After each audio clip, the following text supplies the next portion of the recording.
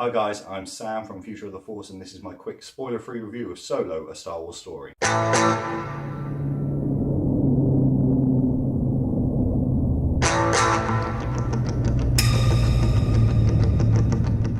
Okay, so there's only one place to start with this, and it's Alden Ehrenreich as our Han Solo. A lot of people going into this film were a little bit worried about whether this was going to work or not. Obviously, if this didn't work, the film wasn't going to work. Luckily, by the end of the film, I realised I hadn't thought about it the whole way through the film. From the first second, I just accepted that he was Han Solo. However, I think I was wrong about the fact that it was all on him. I think that interaction between him and Chewbacca was so important in this film, and that was the one thing that really did work for me. Jonas Suotamo as Chewbacca was incredible. Easily my favourite scenes for Chewbacca throughout this film. The way that Chewie and Han meet has been done perfectly. I don't think there was a better way of them being able to tell that story without it seeming cheesy.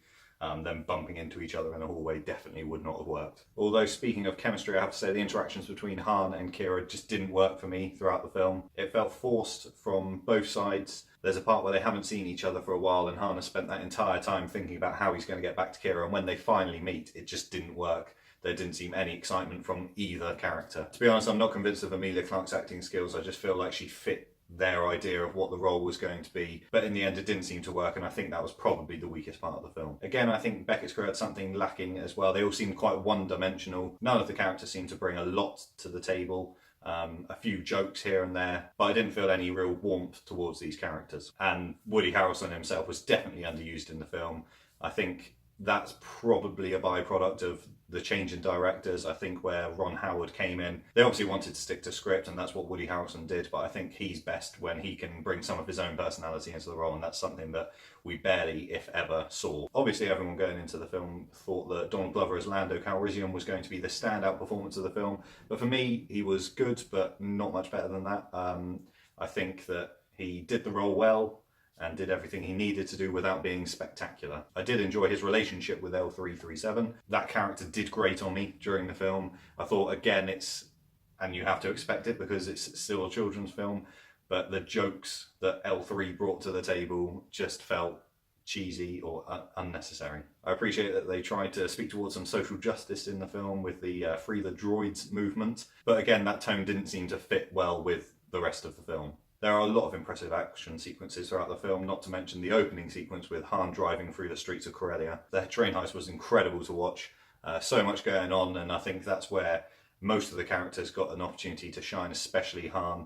That was his first opportunity to pilot. But I think for me, my favourite part of the film was the Kessel Run. It just happened in a way that I hadn't expected. I think all the scientists out there will be pleased with the way it unfolded, and it's definitely the most creative way that you could have gone about telling that story. The score was perfect. I am massively biased because I'm such a huge fan of John Powell anyway, but it just worked. For me, this was a Star Wars score, and I know that going back to Rogue One with Michael Giacchino, it just didn't work for me. It felt jarring. It was the opposite with Solo. One of the criticisms I've seen of the film is the lack of stakes.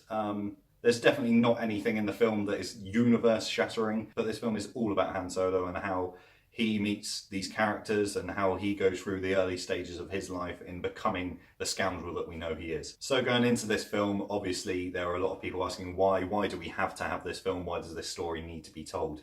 After watching it, I have to be honest, there's absolutely no need. We didn't need this story to be told, but they knew they had a good story. They knew that this was going to be an enjoyable watch, and that's what it is. It doesn't need to add loads to Star Wars lore. Most of these stories that are being told, we had already assumed that they had happened, but we're just making it canon. But the way that they do it is so enjoyable and such a spectacle on the screen that why not? Why not make it? And that is the best way to describe this film. It's fun. Unlike The Last Jedi, you don't sit through the film thinking, what's that character going to do next and why are they making those choices? And thinking about those deeper lying themes throughout Star Wars. This is just a fun adventure. It's an enjoyable watch with loads of action sequences.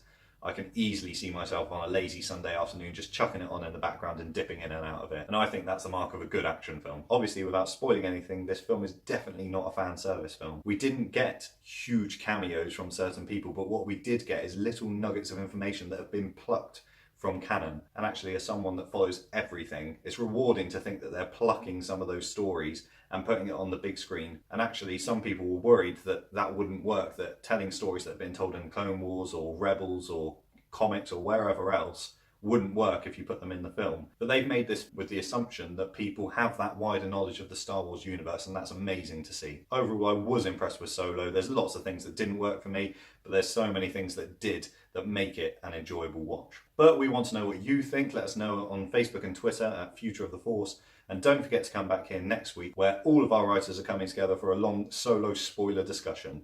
I'll see you then.